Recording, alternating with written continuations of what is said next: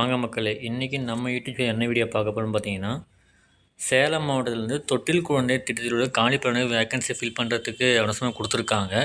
So அதுக்கான முழு விளக்கம் தான் பார்க்க போகிறோம். நம்ம இப்போ மாவட்ட ஆட்சித்தலைவர் டாக்டர் ரா பிருந்தாதேவி ஆபாத் அவர்கள் தகவலும் கொடுத்துருக்காங்க.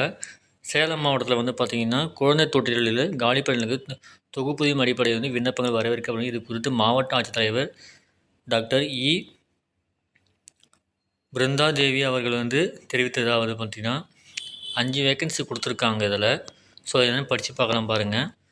தொட்டில் குழந்தை திட்ட நிர்வாகம் நலன் கருதி சமூக நல இயக்குநரிடமிருந்து குழந்தைகள் நலன் மற்றும் சிறப்பு சேவைகள் துறைக்கு மாற்றம் செய்யப்பட்டுள்ளது. மாவட்ட அளவில் மாவட்ட குழந்தைகள் பாதுகாப்பு அலுவலர் தொட்டில் குழந்தை திட்டத்தை கண்காணிக்க மற்றும் மேற்பார்வையிடவும் தெரிவிக்கப்படுவது. சேலம் மாவட்டத்தில் தொட்டில் குழந்தை திட்டத்தில் உள்ள 5 எண்ணிக்கை காலி பணியிடங்கள் தொகுப்பூதியம் மற்றும் தகுதியின் அடிப்படையில் பணியாளரை தேர்வு செய்ய விண்ணப்பங்கள் வரவேற்கப்படுகின்றன. ஓகேங்களா. தொட்டில் குழந்தை திட்டத்தின் கீழ் காப்பாளர் மற்றும் மேற்பாளர் பணியிடத்திற்கு 12ஆம் வகுப்பு தகுதியும் மாதாந்திர தொகுப்பூதியம் 7500, செவிலியர் மற்றும் பணியிடத்திற்கு டிப்ளமோ நர்சிங் தகுதியும் மாதாந்திர தொகுப்பூதியம் 7500, 2ஆம் உதவி பெண்கள் மற்றும் பணியிடத்திற்கு 8ஆம் வகுப்பு தகுதியும் மாதாந்திர தொகுப்பூதியம் வந்து 4500 கொடுத்துருக்காங்க.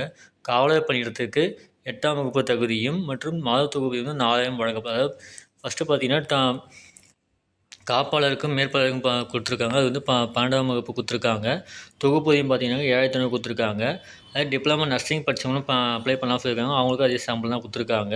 2ஆம் நிலை உதவியாளர் பார்த்தீங்கன்னாக்கா அவங்களும் அப்ளை பண்ணலாம். அவங்களும் 8ஆம் வகுப்பு தேர்வு இருந்தால் போடுறாங்க. அவங்களும் 4500 மாத ஓய்வூதியம். நெக்ஸ்ட்டு பார்த்தீங்கன்னா 8ஆம் வகுப்பு படிச்சிருக்காங்க. அதே சேம் காவலர் பணி சொல்லியிருக்காங்க. அதுக்கு 4000 தான் சொல்லியிருக்காங்க. ஸோ நெக்ஸ்ட்டு பார்த்தீங்கன்னா இது வந்து பார்த்தீங்கன்னா வயது வரம்பு கொடுத்துருக்காங்க. 42 வயதுக்குள் இருக்குதல் வேணும்னு சொல்லியிருக்காங்க. ஸோ உங்களுக்கு எலிஜிபிளும் விருப்பமும் இருக்கிறவங்க வந்து அப்ளை பண்ணிக்கலாம். 5 வேக்கன்சி தான் கொடுத்துருக்காங்க. இது எப்படி அப்ளை பண்ணணும்னு பார்த்தீங்கன்னாக்கா, இதற்கு விண்ணப்பம் மாவட்ட குழந்தைகள் பாதுகாப்பு அலுவலகம் அறையில் 415 கொடுத்து அதுக்கு தபால் மூலமாக அனுப்புறது வந்து கொடுத்துருக்காங்க. ஸோ நீங்கள் வந்து விருப்பமும் தகுதியும் உள்ளவங்க அப்ளை பண்ணிக்கலாம். ஓகேங்களா. இதான் ஃப்ரெண்ட்ஸ் இந்த நோட்டிஃபிகேஷனுக்கான விளக்கம் உங்களுக்கு. இந்த வீடியோ பிடிச்சிருந்தா லைக் பண்ணுங்கள், ஷேர் பண்ணுங்கள், கமெண்ட் பண்ணுங்கள், மறக்காமல் சப்ஸ்கிரைப் பண்ணுங்கள். அப்போ தான் நெக்ஸ்ட்டு போகிற வீடியோலையுமே உங்களுக்கு இன்ஸ்டண்ட்டாக கிடைக்கும். நன்றி ஃப்ரெண்ட்ஸ்.